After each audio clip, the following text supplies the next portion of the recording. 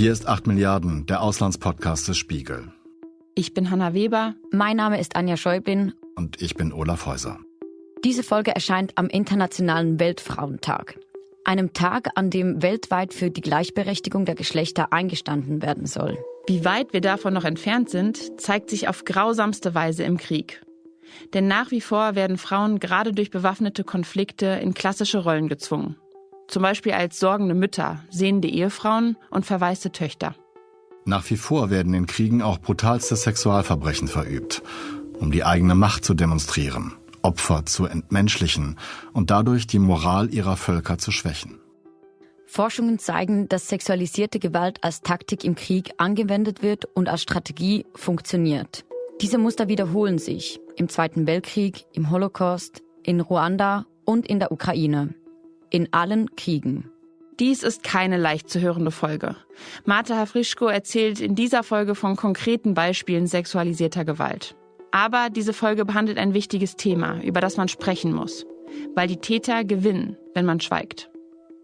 Marta Havryshko forscht schon lange zu sexualisierter Gewalt im Krieg und auch darüber, wie diese Gewalt das Streben nach Gleichberechtigung beeinflusst. Sie kommt von der Universität Lwiw, floh nach dem russischen Angriff auf ihre Heimat aus der Ukraine und lehrt momentan als Gastdozentin an der Clark University in Massachusetts, wo sie zurzeit auch lebt. Wir haben sie am Mittwochnachmittag in Boston erreicht, wo sie an diesem Freitag, dem Weltfrauentag 2024, ihre Forschungsergebnisse an der Harvard University präsentiert. Wir haben uns auch entschieden, dieses Gespräch auf Englisch nicht zu overvoicen, sondern Marta Havryshkos Aussagen zwischendurch zusammenzufassen. In der ukrainischen Armee kämpfen inzwischen 63.000 Frauen. 40% mehr als noch 2021. Wir haben Marta Havryshko nach der Motivation dieser Frauen gefragt. Sie betont, dass es sehr unterschiedliche Motive gibt. Neben der Verteidigung des Heimatlandes, Patriotismus, Rache oder einfach das Gefühl dieser Frauen, etwas in ihrem Leben zu ändern, etwas bewegen zu können oder zu müssen. Their motivation could be very different. It could be patriotism, it could be revenge. Sometimes it could be the feeling that something should be changing in your life. You want to prove yourself, for example, to prove that you can do that. You can take this so-called male job and transgress those gender norms, basically. So some women are motivated by feminist ideas when they join the military. And many of those women, they occupy not only auxiliary roles, but they are snipers, they are commanders, they are drone operators. Today, they occupy the wide range of professions in the military. So basically, they are full warriors, not only helpers of male warriors. In der Ukraine zeige sich die veränderte Situation nicht nur in der Anzahl von Frauen im Kriegseinsatz, sondern auch in den Rollen, die Frauen übernehmen, im Militär und in der kriegsbedrängten Zivilgesellschaft.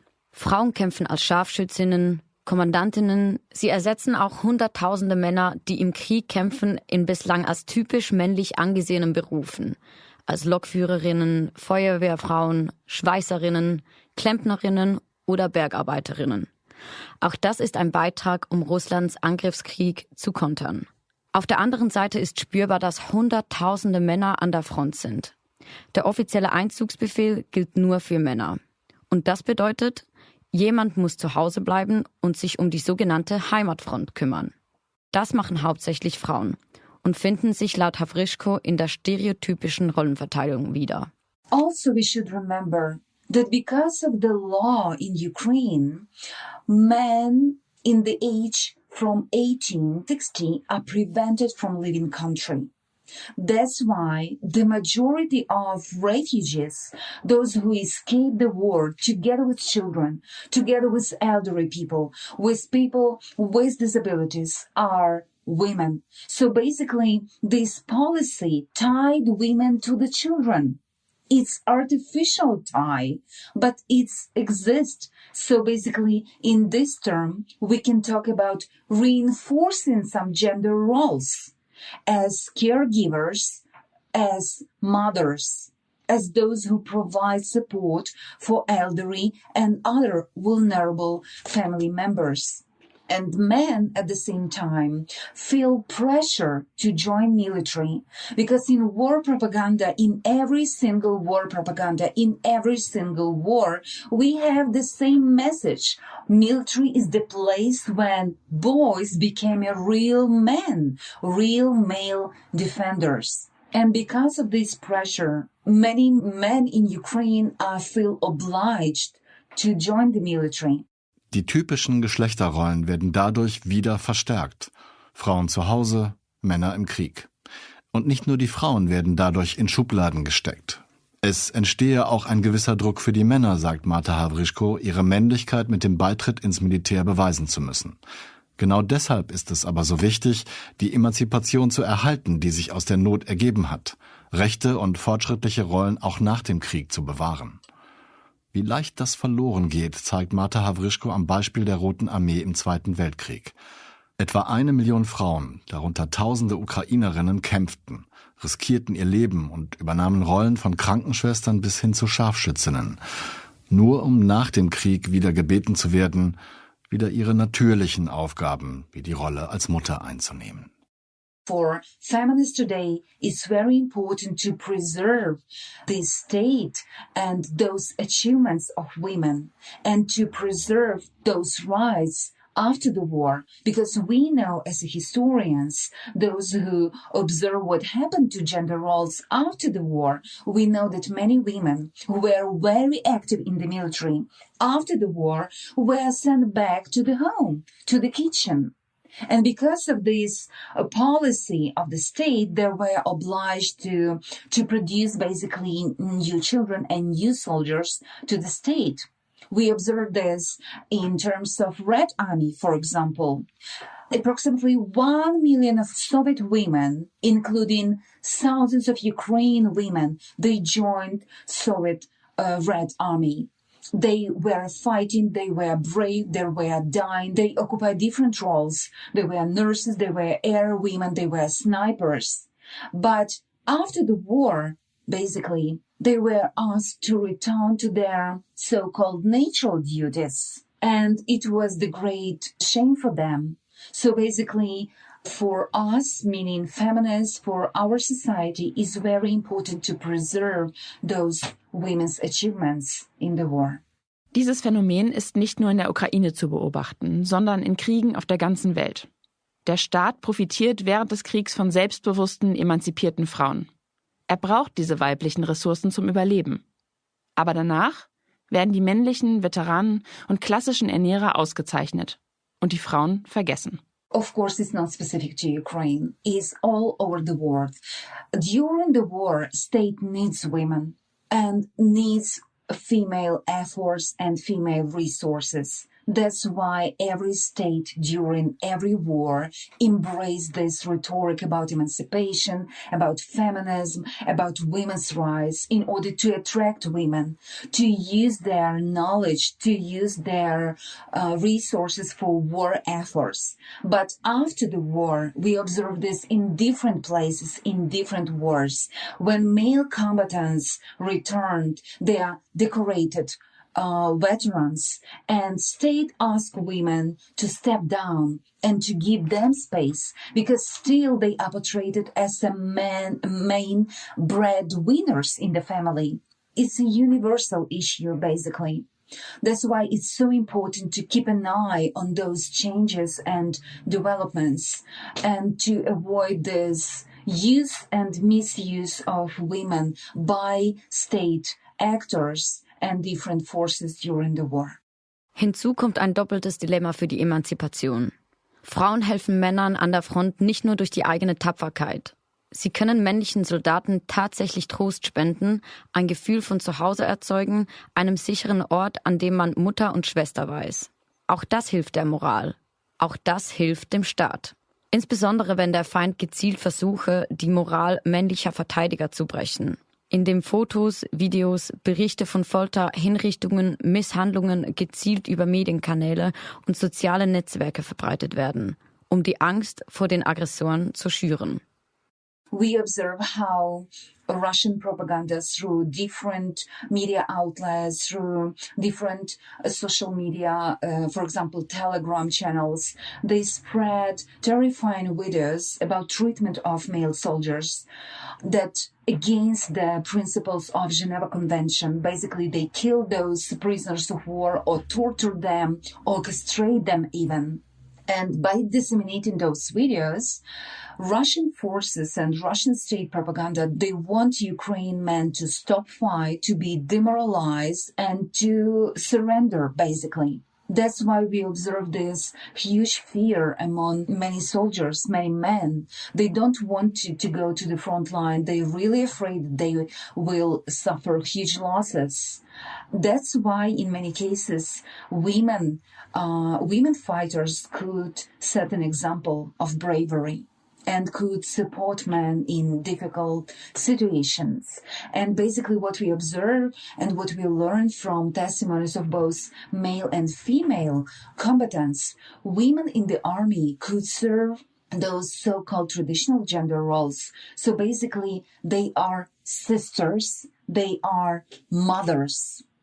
They are trying to take care about soldiers like sisters and mothers. So those gender roles are reproduced in military circumstances in the front line, and it helps to build this feeling of home, far away from home for different soldiers. It helps to build this feeling of community and family.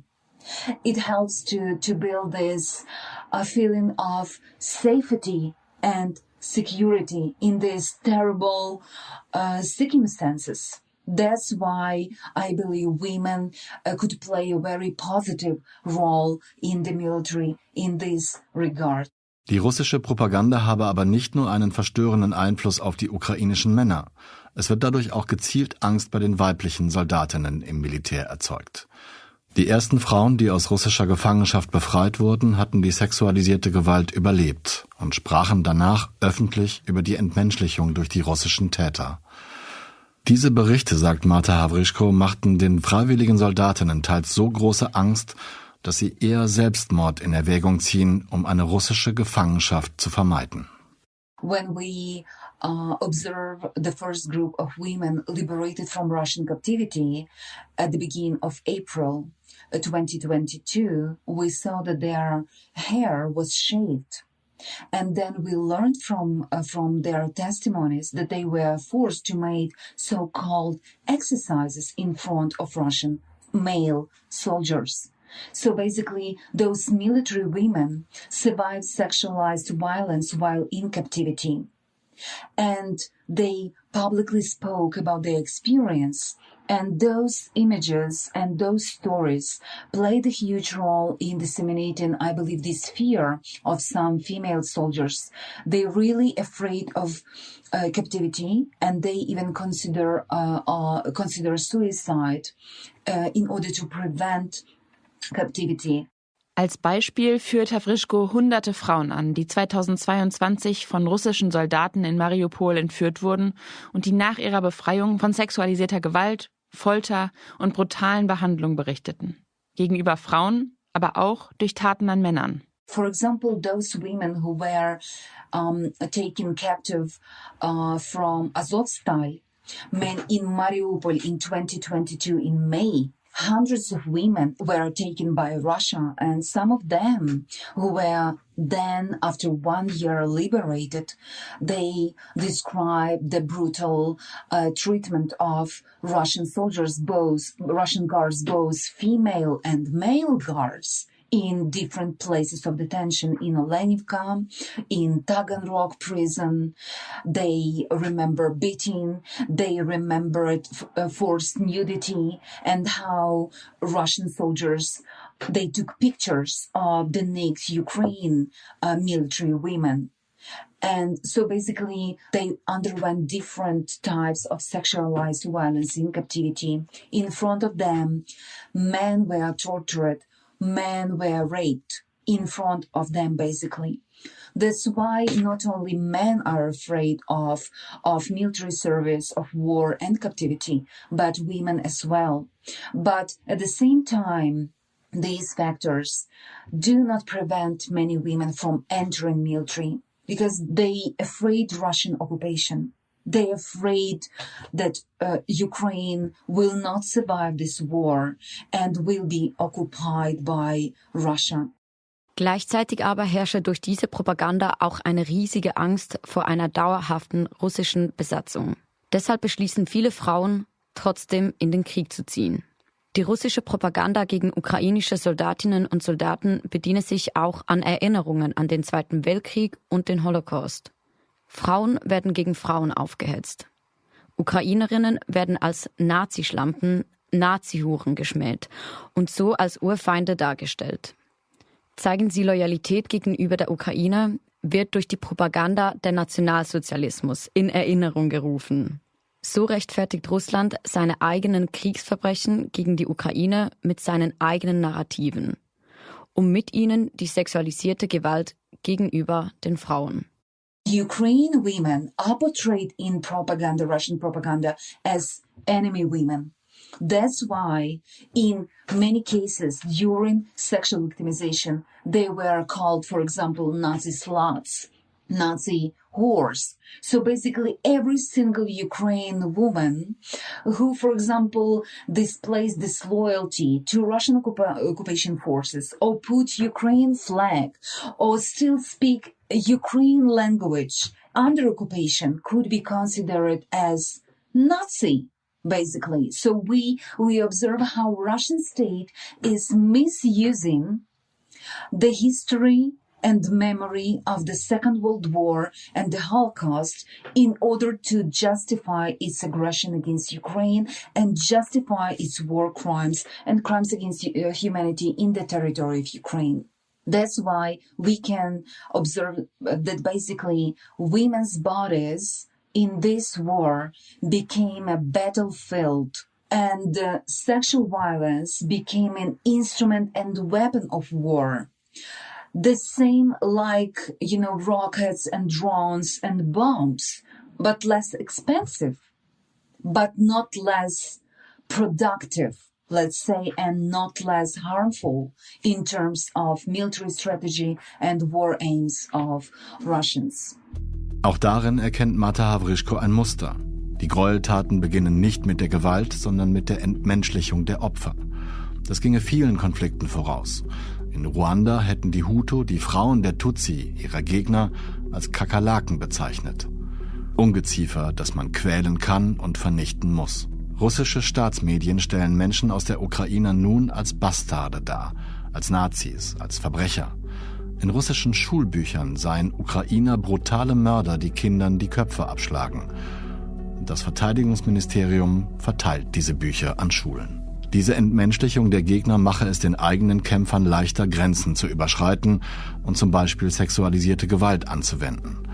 Und auch der Holocaust habe nicht mit Auschwitz oder dem Massaker von Babin Jar in der Ukraine begonnen, sondern mit der entmenschlichenden Sprache und Rhetorik der Nazis. The Holocaust didn't start with Auschwitz and Babin Jar, for example. The Holocaust started with this hate speech, with this dehumanization rhetoric of Nazis and Nazi propaganda. The same we observe in Russian state propaganda, when Russian state-controlled media portray Ukrainians as bastards, as Nazis, as criminals. As, recently in Ryazan, the Minister of Defense disseminated some booklets for pupils, for students in the schools. And in this book, Ukrainian soldiers are portrayed as brutal killers of children. They portrayed as those who behead children, who rape children. So basically, this dehumanization is everywhere. So we can talk about sexual violence as direct consequences of this dehumanization, like it was during the Second World War and the Holocaust, like it was in Rwanda, for example, when Hutu portrayed Tutsi women as cockroaches, as less human.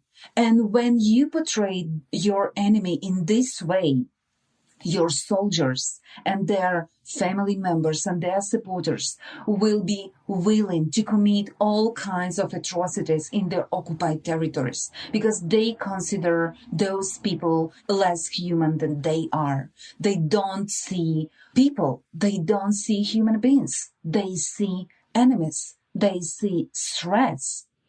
That's why we have so many war crimes in Russian occupied territories. And every single woman knows that sexual violence is one of the most terrible things that can happen to women in their life. So we can call it product of this dehumanization used by Russian propaganda in order to motivate their soldiers to fight. Für ihre Forschung verknüpfte Marta Havryshko Medienberichte über sexualisierte Gewalt der russischen Aggressoren in der Ukraine. Sie wertete Berichte von UNO, Amnesty International und anderen Menschenrechtsorganisationen aus. Sie hörte sich die Zeugnisse der Menschen an, die diese Gewalt überlebt hatten. Und sie untersuchte das Verhalten der Täter unter dem Aspekt, inwiefern sexualisierte Gewalt in der russischen Armee als taktische Waffe eingesetzt wird. Eindeutiges Anzeichen dafür, wenn Kommandeure in der Befehlskette sexualisierte Gewalt nicht bestraften, duldeten oder sogar organisierten. I studied different sources connected to Russian war against Ukraine, media interviews, media reports of human rights organizations, including UN and Human Rights Watch, Amnesty International, and Ukraine Human Rights Organization. I listened to testimonies of survivors of sexual violence. I looked at so-called perpetrators' sources. And from those sources that we have, it's obvious that sexual violence is used by Russian state as a weapon of war, as an instrument of war, in order to fulfill political and military goals of Putin's regime in Ukraine. Why we can call this instrument of war? The first sign is the reaction of commanders.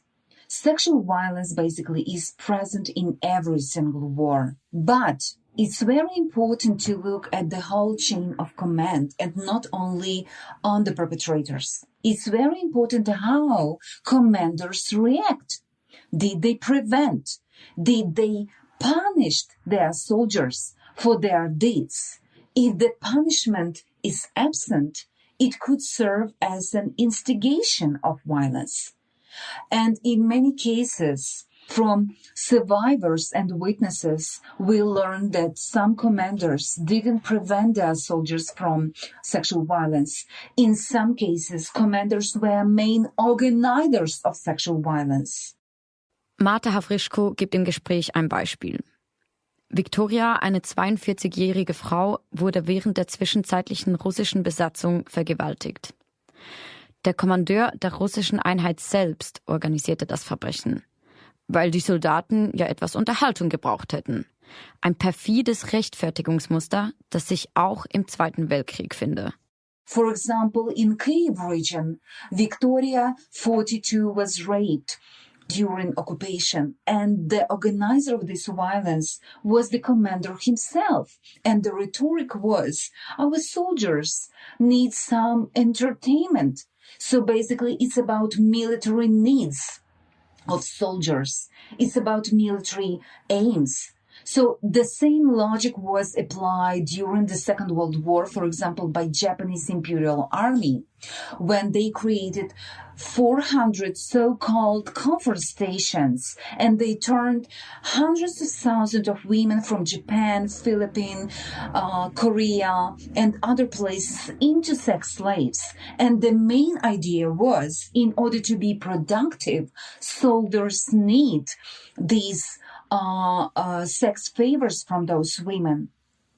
And we observe the same logic here. Some military commanders in Russian army believe that local women in Ukraine under occupation should provide sexual favors to their soldiers in order to satisfy their sexual needs, because they are far away from their home, far away from their lovers, from their wives, and so on. So basically, it's about military goals. Die Kommission für Menschenrechte bei den Vereinten Nationen hat das erste Kriegsjahr in einem Dossier erfasst. Darin geben auch etwa 100 interviewte russische Soldaten an, in ukrainischer Gefangenschaft gefoltert worden zu sein. Und beiden Seiten warf die UN vor, Kriegsgefangene ohne Gerichtsverfahren willkürlich hinzurichten. Die Rechtfertigung für eigene Gräueltaten ist ein Mechanismus der Täter im Krieg. Das kategorische Abstreiten der eigenen Grausamkeiten ist ein weiterer, in Putins Russland inzwischen sehr gut geübter Vorgang. Niemals ist Russland schuld. Es sind immer die anderen. Und wenn Beweise für Sexualverbrechen der eigenen Soldaten vorgelegt werden, dann sind es laut Putins Sprecher Dmitri Peskov Fälschungen, um die aufrechten Russen zu kompromittieren. The second very important issue is a denial. What we observe, every single army that wants to cover the sexual violence that they use as an instrument, they deny it. Every single time when Russian officials are asked about sexual violence, they deny this. Peskov, spokesperson of Putin, already in March, for the first time when he was approached by journalists and asked about sexual violence, because the first testimonies were revealed, it was a statement of UN in this regard. He said it's a lie. The West is trying to compromise Ukraine's soldiers. They are not committing any crimes in Ukraine. And the representative of Russia in UN said the same. And this denial we observe in so many cases. Marta Havryshko ist die Direktorin für interdisziplinäre Studien am Babin Yar Holocaust Memorial Center in Kiew.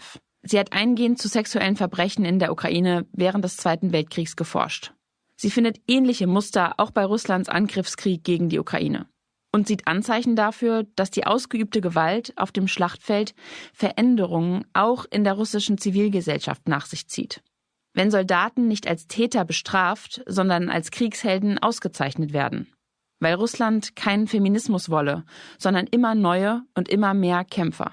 Even after disseminating this video of castration of Ukraine soldier by Russian soldier, who then was killed, this video was disseminated through state-controlled Telegram channel.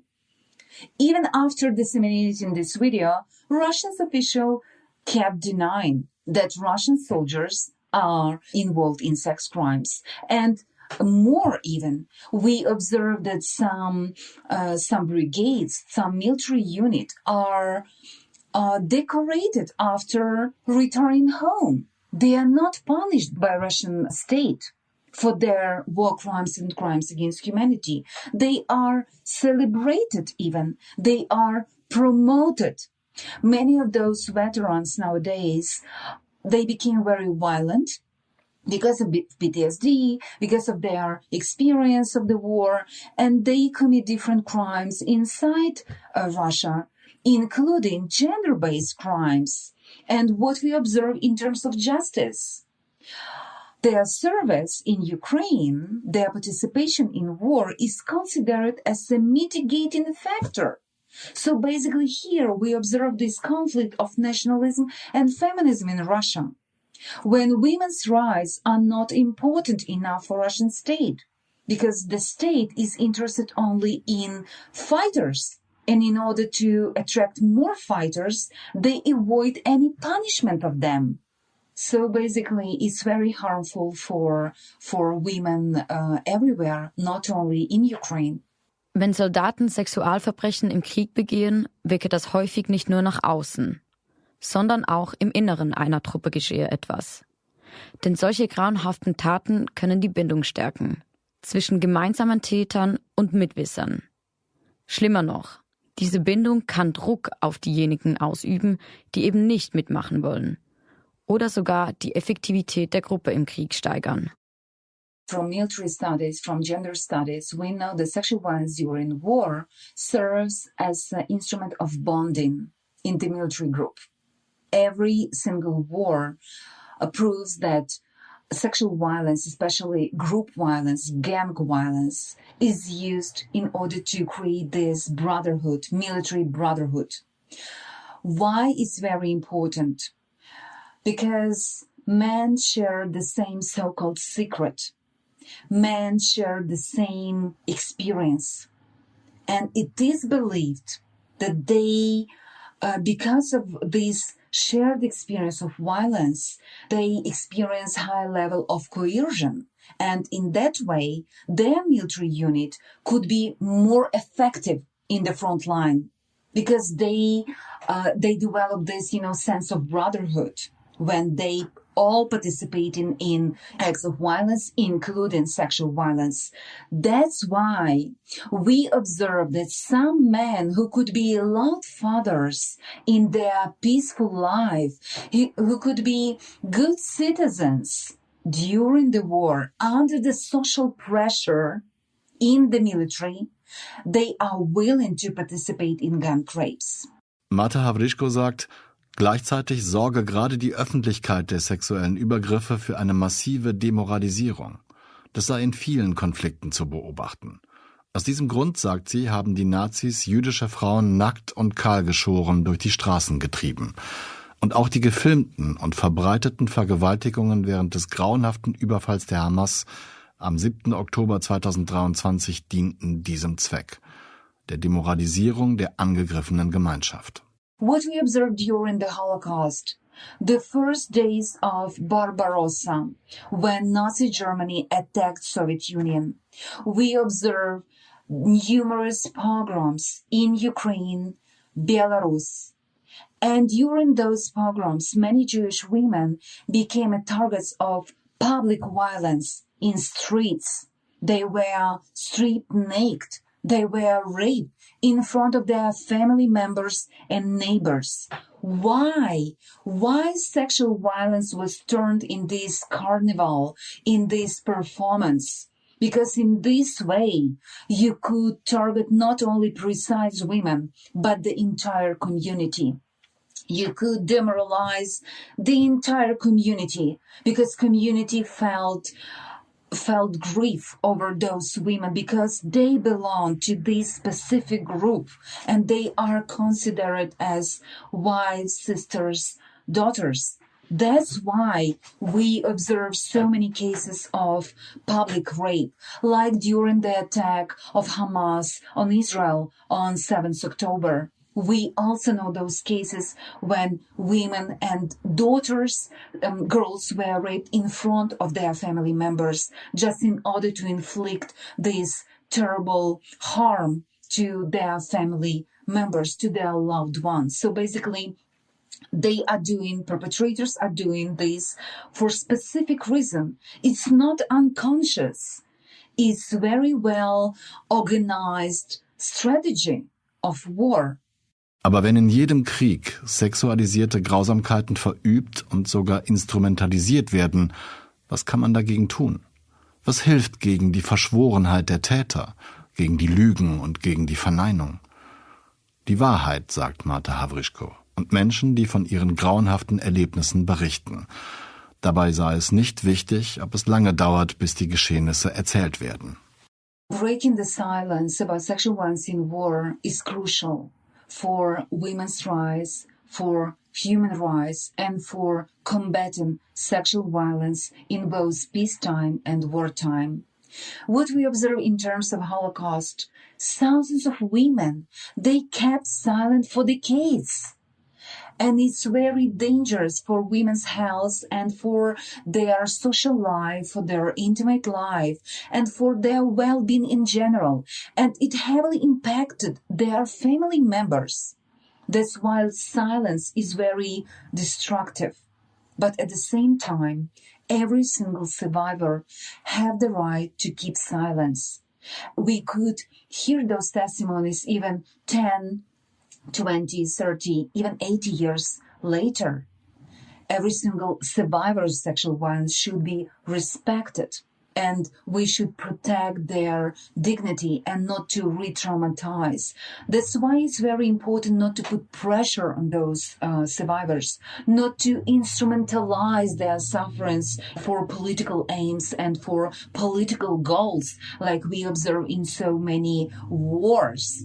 Many survivors of sexual violence by Russian soldiers became advocates, became women's rights defenders, became those inspiring examples for other women who suffered this similar gender trauma.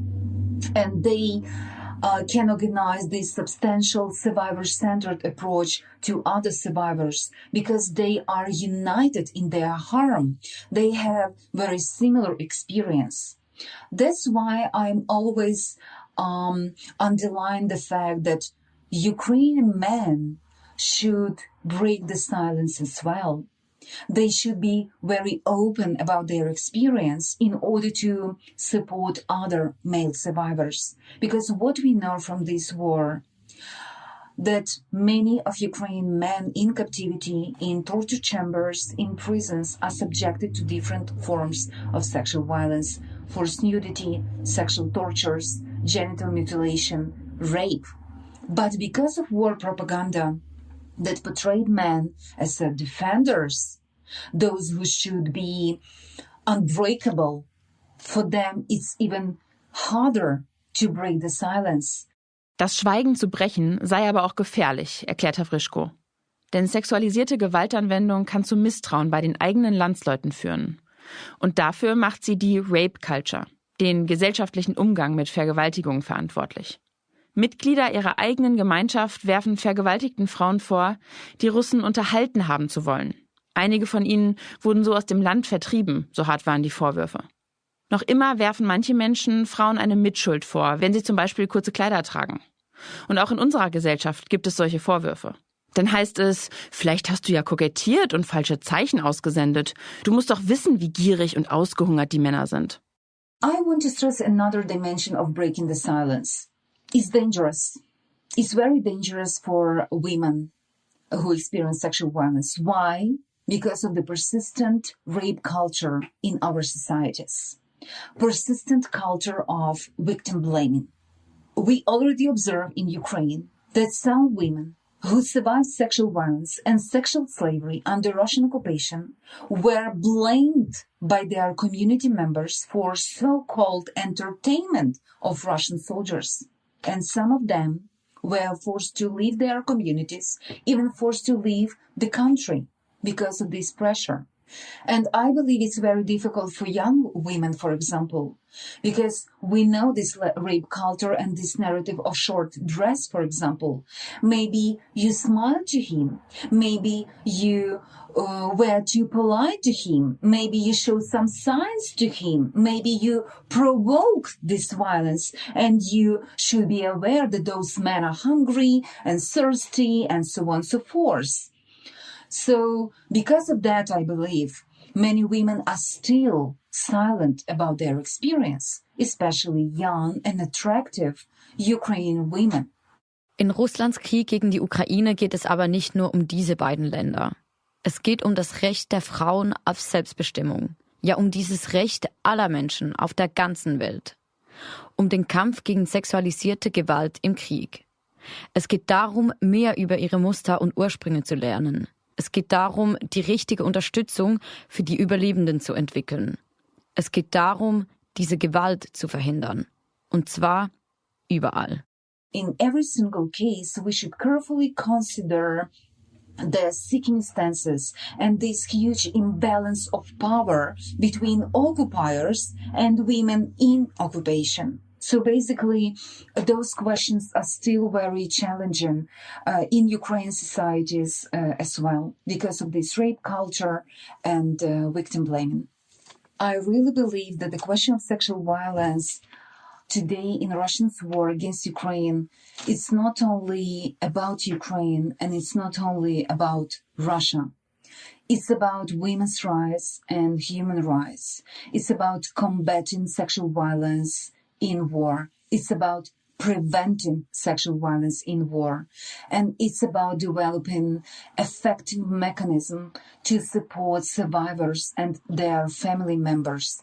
Because those who are affected by sexual violence are not only some precise survivors, some precise victims, but also their family members, those who observed sexual violence, those who listened to their stories, those who had knowledge, neighbors, friends, colleagues, entire community.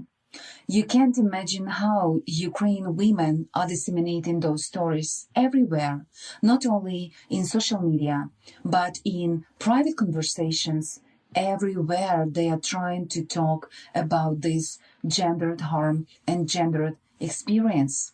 It's so important today to learn about sexual violence more, about its causes, its patterns, its functions, in order to prevent more sexual victimization in not only in Ukraine, but in other conflicts and wars as well. So basically, today we should unite efforts in dealing with sexual violence in Russia's war against Ukraine, because it's a matter of humanity and human rights in general. Im Kampf gegen die Sexualverbrechen im Krieg spielen die Medien eine entscheidende Rolle. Wenn den Konsumenten klargemacht wird, worum es sich dabei handelt, um Verbrechen gegen die Menschlichkeit an sich. Media played a huge role in this regard. Because media has a very large audience, and they could create this awareness about sexual violence as a crime against humanity. It should be perceived and portrayed not as a private issue, something that you should be ashamed of. It should be portrayed as a crime against humanity, as a war crime that should be persecuted. Durch Geschichten und Erfahrungen, die geteilt werden, helfen sich Frauen gegenseitig. Havryshko beschreibt das als ein Gefühl der Gemeinschaft auf der ganzen Welt. Trotz verschiedener Kulturen funktioniert die sexualisierte Gewalt in verschiedenen Ländern leider sehr ähnlich. Es sind immer die gleichen Muster von toxischer Männlichkeit, Frauenhass, Sexismus und Frauenfeindlichkeit. Women can learn about the experience of other women in other countries, in other continents. And I believe it creates this sense of community. We are not alone.